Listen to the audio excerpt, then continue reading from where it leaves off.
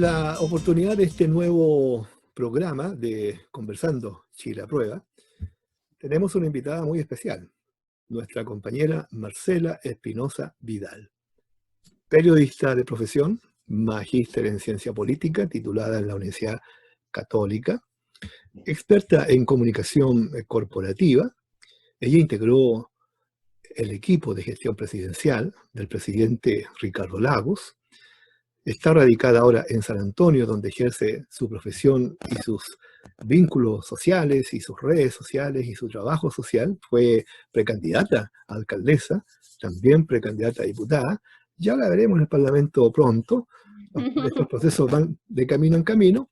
Y en el último Consejo Nacional del partido, el PPD la nominó, la designó secretaria nacional de la mujer del PPD. Un cargo muy importante, especialmente porque en el PPD también tenemos una gran cantidad de mujeres militantes y porque hay muchos desafíos en ese tema hacia adelante. Bueno, Marcela y su familia también pasaron por una etapa muy difícil sobre la cual vamos a conversar en algún momento del programa, que tiene que ver con su padre, don Carlos Espinosa. Ella hizo una gran campaña de oraciones y de estar atento cuando transcurrieron esos 51, 55 días en que su padre estuvo afectado por el coronavirus y lamentablemente partió. Y eso causa un gran dolor y eso es parte de un testimonio que también en algún momento lo vamos a conversar. Así que, Marcela, bienvenida, muchas gracias por tu tiempo. Sabemos que estás con bastantes actividades y quiero partir de inmediato porque la idea es que este programa sea acotado y bien preciso, ¿verdad? Darte las gracias por tu gentileza de acompañarnos. Sé que nuestros militantes, compañeros y ciudadanos también van a estar muy interesados en conocer tus puntos de vista. Lo primero, mira, en términos breves, ¿cuál es la situación de la pandemia y sus efectos sociales hoy día en la provincia de San Antonio? ¿Qué está pasando allá? ¿Cómo lo estás viendo tú? ¿Cuáles son tus preocupaciones? Partamos por ese tema que se asocia a la contingencia.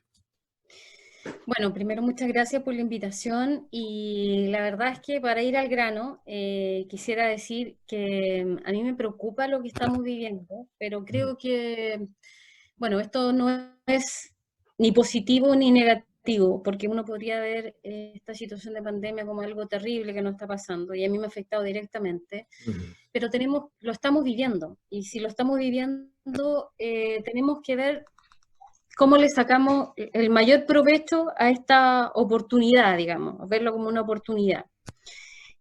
Ahora, yo cómo lo veo en el territorio de la provincia de San Antonio, veo que tenemos un gobierno bastante ineficiente en la medida que se ha focalizado, a ver, que más bien mira desde el marketing cómo puede dejar contento a la gente. ¿Por qué digo esto? Porque la provincia de San Antonio tiene 6 comunas. De estas 6 comunas, solo la comuna de San Antonio, que es la más grande, con casi 100.000 habitantes, está con cuarentena.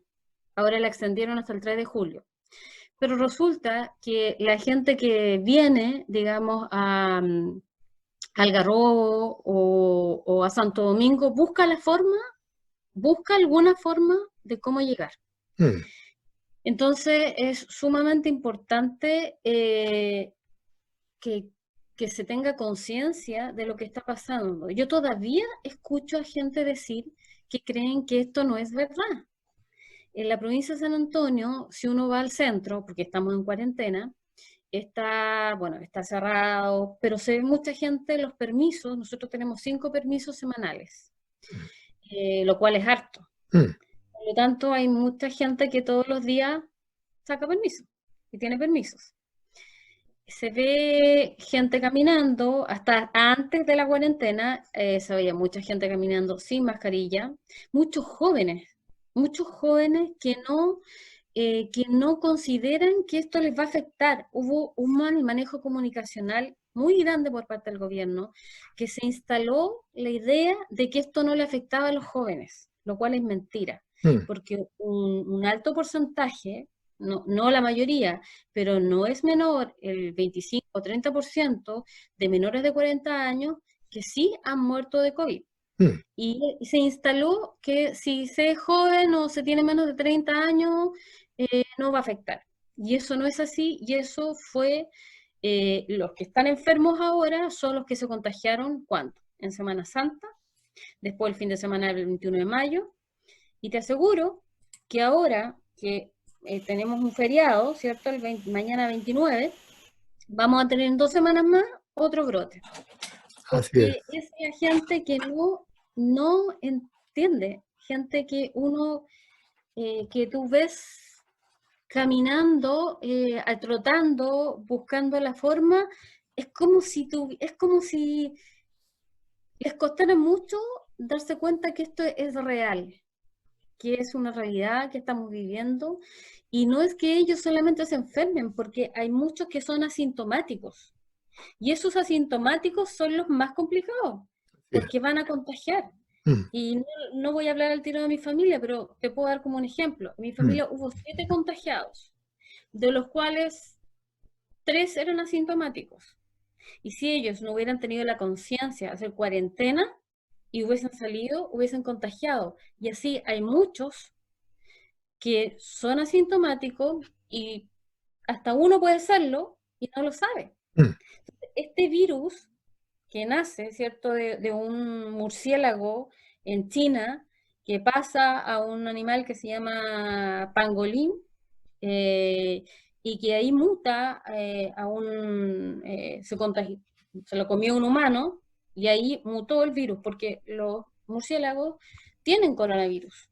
Mm. Pero el punto es que cuando se traspasa esto al humano, obviamente se produce esta mutación. Hay miles de teorías que esto fue inventado. Recién salió un premio Nobel que lo difundió Villegas, no sé si lo viste, donde Sí, claro, denuncia sí, sí, que sí. esto fue inventado. Ahora hay mucha gente que dice, bueno, pero es extraño que siempre, si siempre los chinos han comido fauna silvestre, ¿por qué ahora, cuando hay protestas en todo el mundo, esto sucede? O sea, hay miles de teorías Ujú, conspirativas. ujú, ujú. Independiente de las teorías conspirativas, lo real es que en la provincia de San Antonio tenemos aproximadamente, son 1.200 si no me equivoco, pero más de 1.000 contagiados. eh, y muertos todos los días. O sea, no dejan de parar los fallecimientos, y no necesariamente de gente adulta. Hay La- gente que se Y, contagia en el ajá. hospital.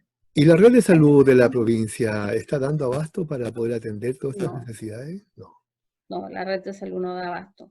De hecho hay como una contradicción, porque al principio la sugerencia del gobierno era: si usted tiene fiebre, pero como se puede quedar en la casa, no vaya a los centros asistenciales porque lo va a colapsar y pase el coronavirus en su casa.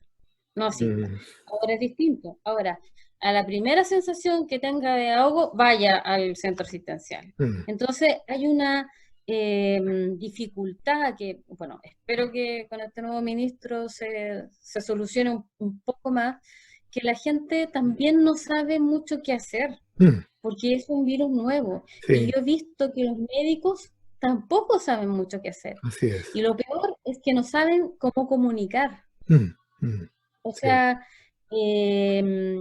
todos tienen visiones distintas por ser un virus nuevo. No es como cuando uno se enferma de la garganta o claro, una claro, neumonía normal, que le dicen, ya, tómese esto, así y a es. usted le va a pasar esto, esto y esto, y está probado. Sí. Por ser un virus nuevo, estamos como conejillos de India.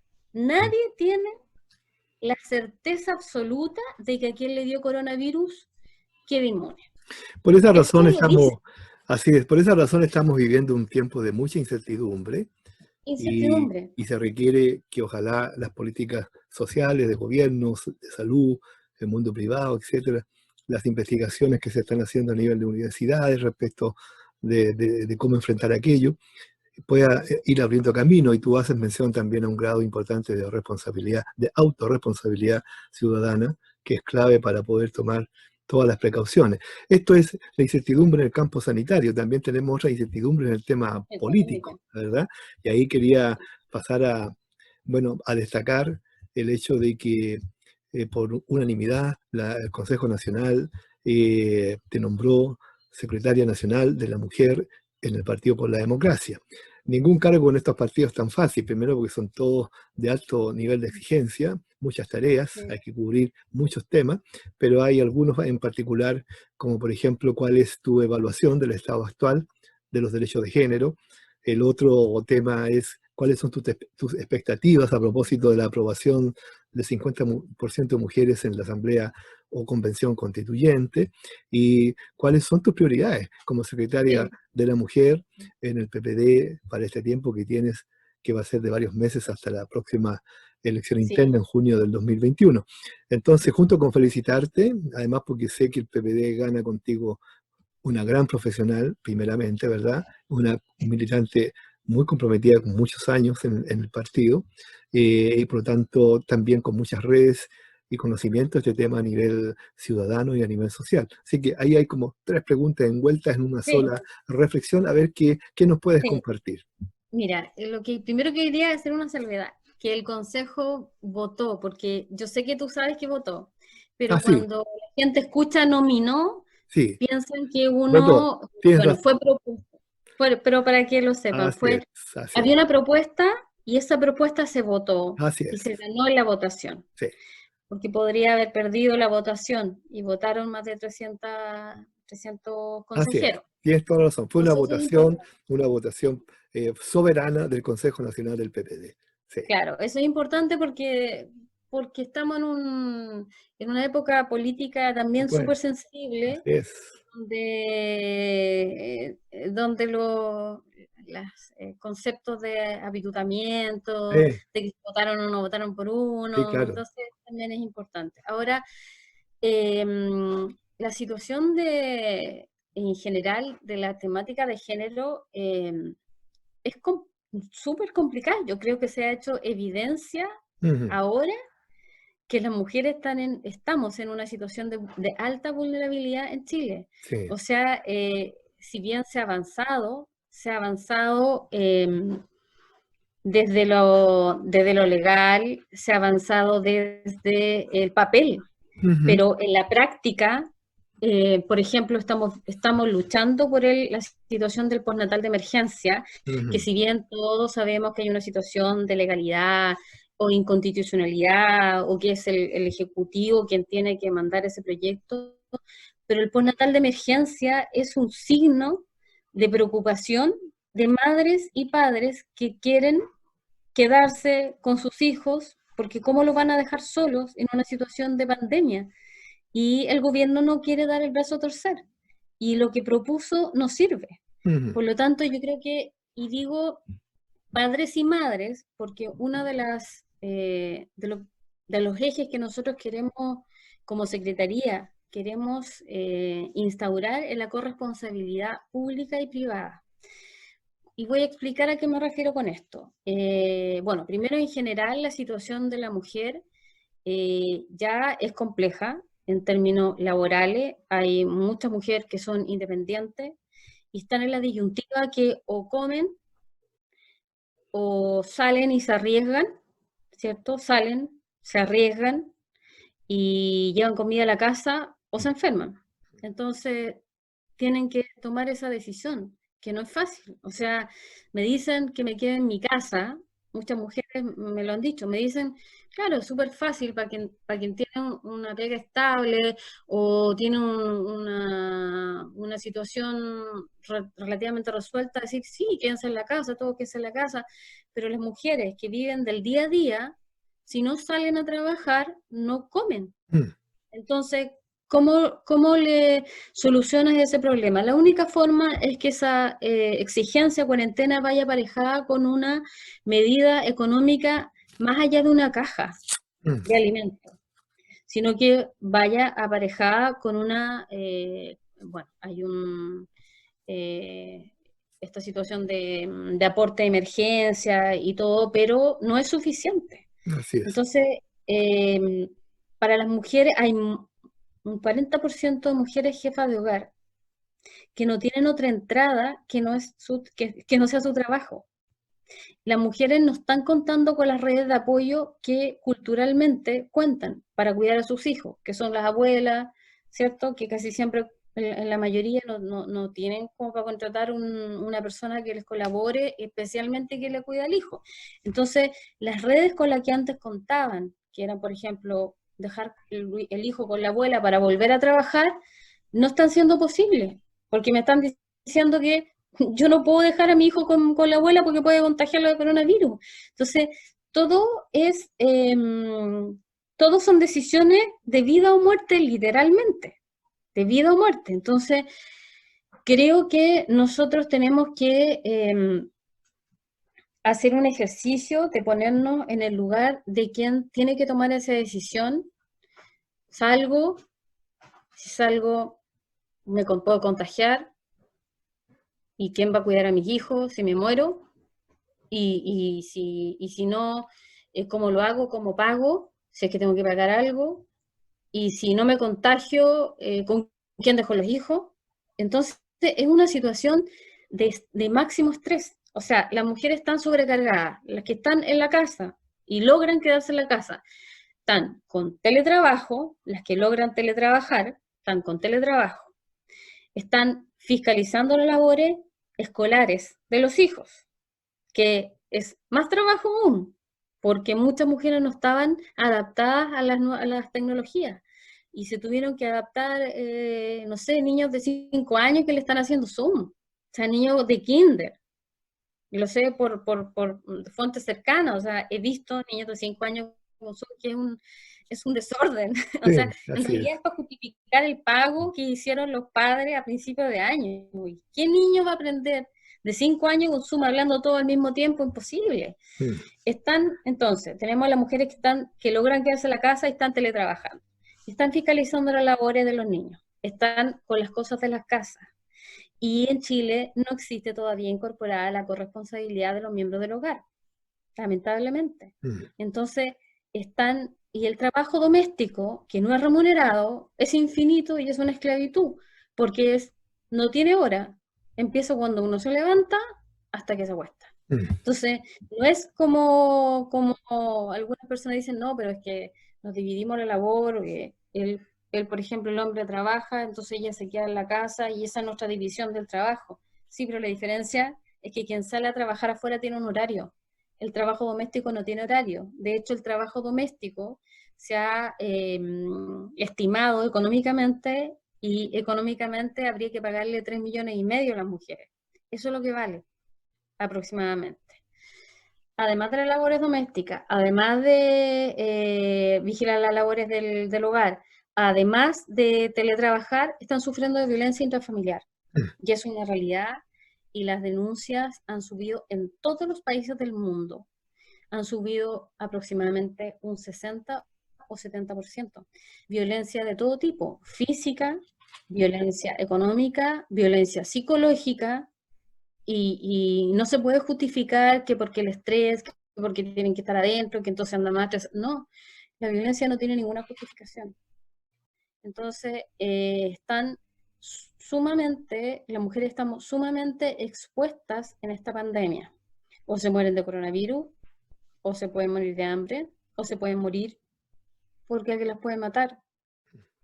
Así de simple. Así es de Entonces, simple. la situación de la mujer en pandemia es 4 veces más desesperante y urgente de resolver. Así Y la es. violencia intrafamiliar, de hecho, han habido campañas de que en las farmacias se pueda avisar de alguna forma cuando la mujer está sufriendo violencia, y la verdad es que no han dado resultados, porque ¿qué haces tú con una mujer que tiene que convivir con su agresor y que a Sí, lo mejor es el único que está llevando el sustento a la casa? claro. ¿Qué hace? ¿Se queda callada Así es. o Esto, aguanta? toda esta descripción que tú haces, que es muy real y que debiera hacernos tomar más conciencia de lo crítico que ocurre al interior de las familias, en las casas, etcétera, en los trabajos también, por el peso que tiene esta crisis social y pandémica, debiera permitir sacar lecciones para ese grupo de mujeres que van a ser elegidas para la Asamblea Constituyente, la Convención Constitucional. Estamos hablando del 50%, que es un hecho inédito en las asambleas constituyentes de América Latina, porque seguramente esas delegadas, la mitad de la Convención Constitucional de las mujeres, va a tener que bregar, empujar, creo yo, fuertemente un conjunto de criterios y principios constitucionales que permitan, a partir de esos principios, luego hacer reformas jurídicas sustantivas para brindar mayor protección a los derechos de la mujer. ¿Qué piensas tú? Sí, ¿Cuáles son tus mira, expectativas de esa sí, cantidad importante de mujeres que van a ser elegidas? Porque van a tener que ser elegidas. Ahora ya no es que se verá si se puede, ¿no? Sino que tiene que haber sí. 50% mujeres. ¿Qué expectativas tienes tú en esa variable tan importante que se abre con motivo del plebiscito y la nueva constitución? Sí. Yo tengo la expectativa de que efectivamente hayan mujeres y hombres feministas. Para ser feminista no se necesita ser mujer. Así es, Tienes que tener una sí, convicción sí, de la igualdad de derechos entre hombres y mujeres. así es. Entonces, más a mí me interesan que haya muchas mujeres, que en este caso va a ser el 50%, y me Ujú, alegro, ujú, pero me gustaría que quienes postulen sean realmente, necesitamos más feministas. ujú, Más que mujeres, necesitamos más mujeres feministas. así Porque es. también hay muchas mujeres que van de la mano del patriarcado y van de la mano Ah, eso no es verdad, solo, tienes razón, no solo de este modelo económico, así es. sino que en el fondo reproducen también el mismo modelo patriarcal el cual se critica. Y lo que nosotros queremos como PPD y como Secretaría Nacional de la Mujer es que las mujeres tengan esa capacidad de sentirse feminista y de bregar, como dices tú, por los derechos nuestros, sin necesidad de tener eh, alguien que te sustente, Ujú, digamos, más que tus ideales. ujú. Eh, y creo que es importante que las mujeres se convenzan de eso, primero ellas, nosotras mismas, y vamos a apelar a tres cosas. Uno, a la sororidad. Ujú. Creo que hay gente que no le gusta ese término, pero es la solidaridad entre mujeres. ¿Por qué ese término no gusta a algunas personas? ¿Qué pasa ahí? No sé, porque lo encuentran como muy elitista, no todos Ah, lo entienden, pero es importante la sí, claro. solidaridad entre nosotras, porque Sí, dale, fíjate que sin duda. más críticas con las mujeres son las mujeres en Sí, general. sí. Las más machistas muchas veces son mujeres, porque no hemos Ajá. creado en esta cultura. Entonces, y ahí hay que hacer una diferenciación. No se puede poner en el mismo nivel machismo y feminismo, porque el Mm, feminismo es un constructor mm, y el machismo es un destructor. mm, Entonces, cultural. Por lo tanto, el feminismo es una ideología que pretende la igualdad, o sea, que pretende la igualdad de derechos entre mm, hombres y mujeres. mm.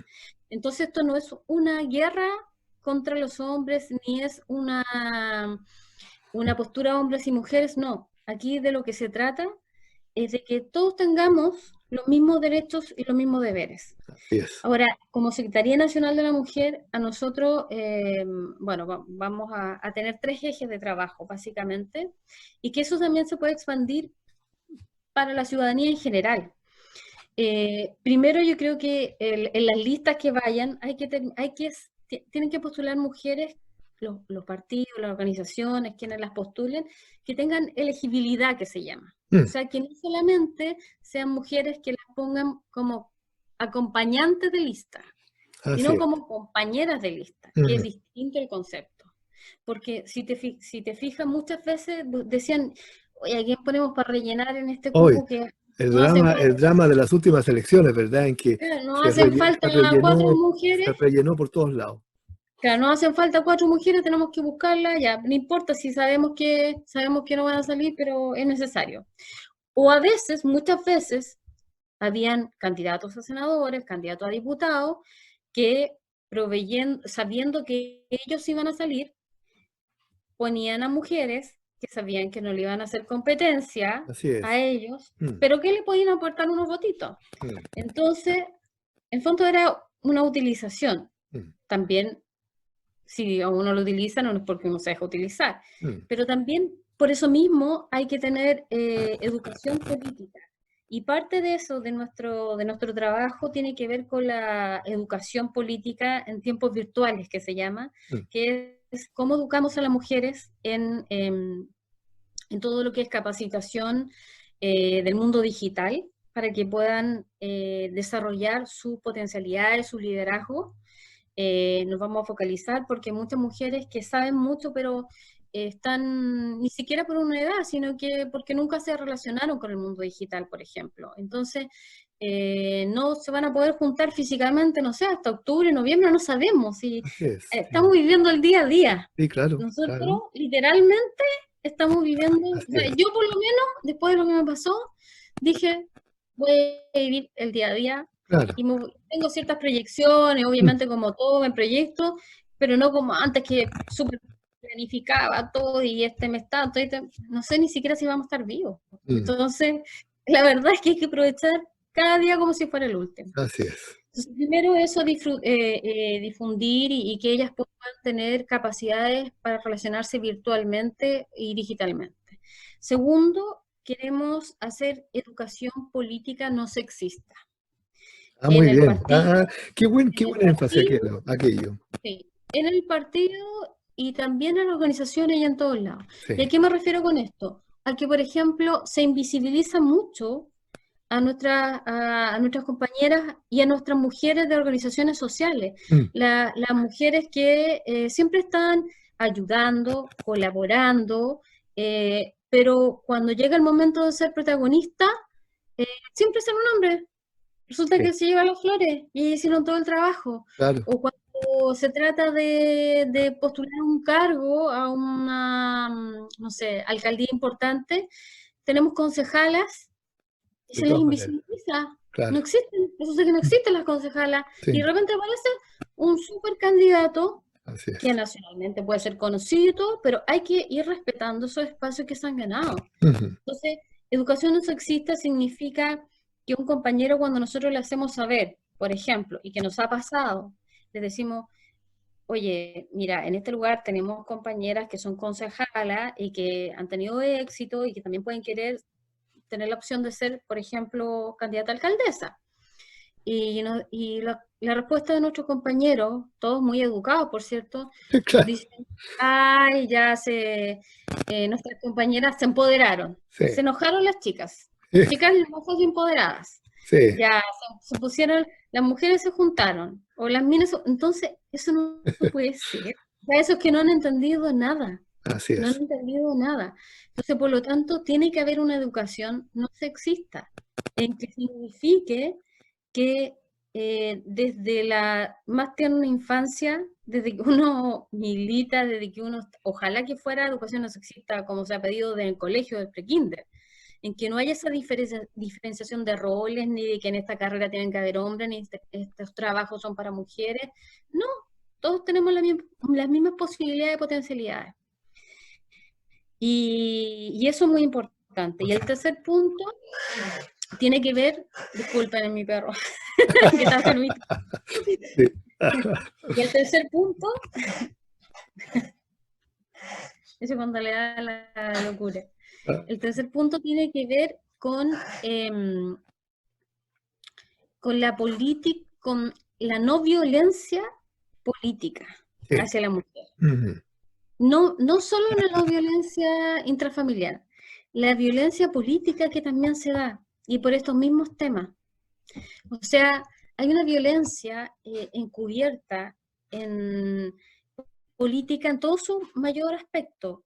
Me refiero en las organizaciones sociales, en esa invisibilización que se trata de hacer muchas veces, en esa ninguneo que muchas veces se da, en ese camino largo que tienen que hacer las mujeres, en esa asociatividad que tienen que hacer con el patriarcado si quieren ser candidatas, o que necesariamente tienen que ceñirse a las reglas que ya están, eh, y que no pueden muchas veces poner nuevas ideas, o que ellas hicieron todo el camino largo y resulta que ponen a otro candidato por las razones, porque sí, era amigo del, presidente que está, Claro, o es como no importa, no importa porque es mujer. Entonces, eh, eh, hay muchas cosas que no hay que dejar pasar, y uno de nuestros lemas, no dejar pasar nunca más. me parece muy bien. Ahora, alguna pequeña puerta se va a abrir, perdón, alguna puerta se va a abrir, no voy a hablar de pequeña, alguna puerta se abre después que se aprobó en el Congreso el proyecto de no reelección indefinida con efecto retroactivo. Por ahí, por allá apareció esta cosa de busquémosle un caminito a los actuales alcaldes y Sí, concejales. Eso está descartado desde el punto de vista de las decisiones políticas en general, hasta el gobierno lo ha descartado. Y por lo tanto, yo diría que se abre un espacio para que distintos liderazgos, mujeres, indígenas, jóvenes, dirigentes sociales, etcétera, puedan entonces ahora también entrar a disputar con la ciudadanía eh, un lugar de representación popular. Creo que ahí hay un paso importante y eso va a significar entonces que en distintas instancias del PPD en particular vamos a tener que trabajar todos y todas para encontrar y convocar a los compañeros y compañeras que estén disponibles para entrar en este proceso.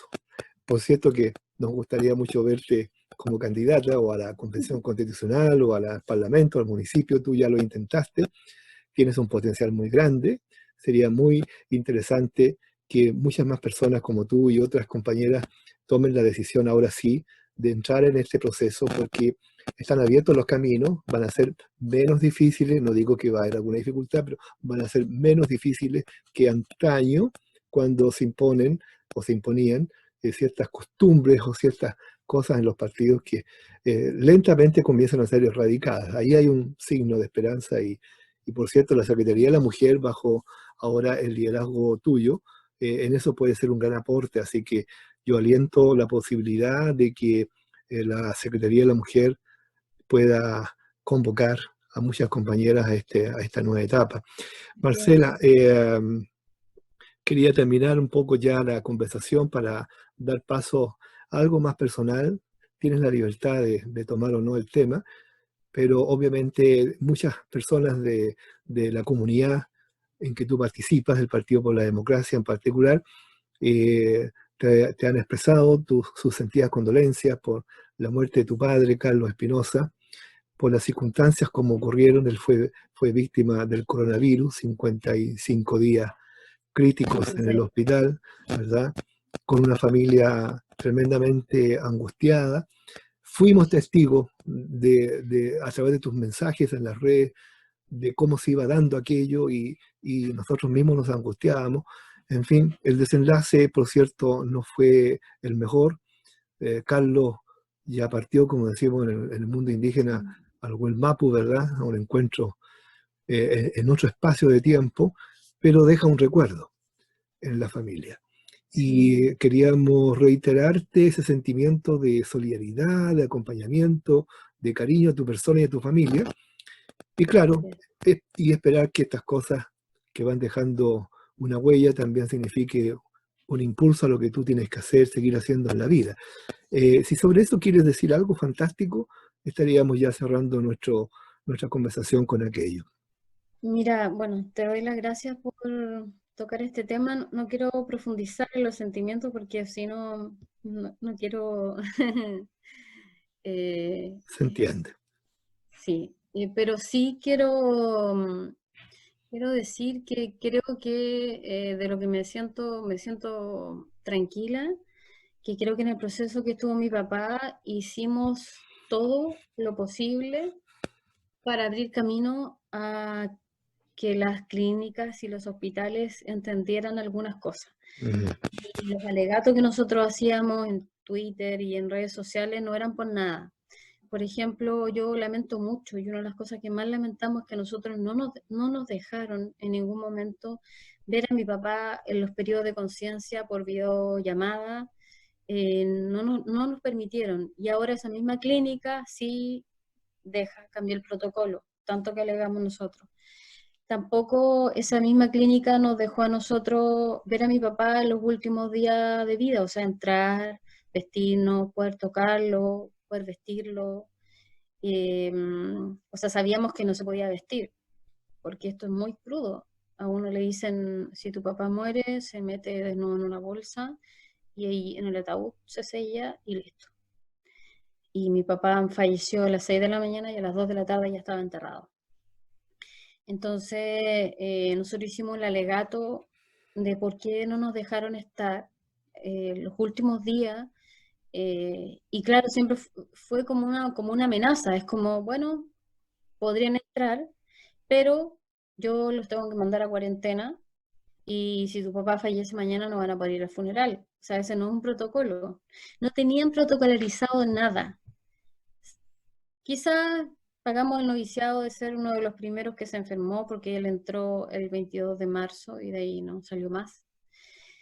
La verdad es que ha sido un proceso muy doloroso, de mucho aprendizaje también.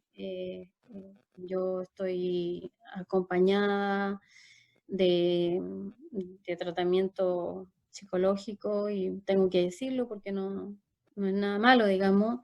No, porque, porque me hacía falta, digamos, o sea, porque tuve que vivir todo el proceso, llevarme un peso muy grande, que era la comunicación con la clínica, comunicarle a mi familia, pero bueno, mm, tratando de rescatar lo que el espíritu de mi padre, que siempre fue un hombre muy positivo, muy alegre, tengo que quedarme con los buenos recuerdos, con lo que nos heredó, que fue su alegría en mi caso, porque somos todos distintos, su alegría, sus ganas de vivir.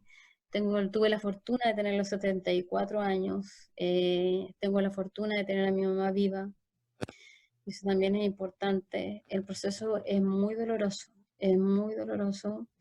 Todavía no se hace, todavía a veces pienso que está vivo, porque es muy pronto todo.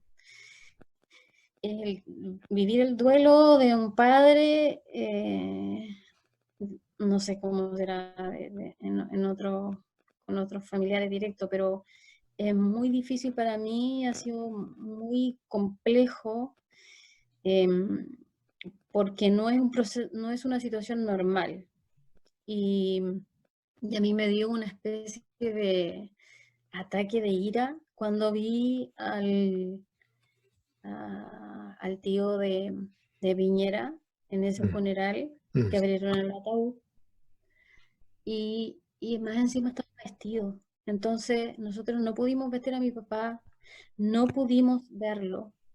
Yo la última vez que lo vi fue el 8 de marzo, al Día Internacional de la Mujer, coincidentemente, antes que se fuera de viaje. Y a mi hermana y a mí nos dio un ataque de ira que tú me conoces, yo soy súper mala para decir garabato ni nada, pero era una ira, yo nunca había sentido ira.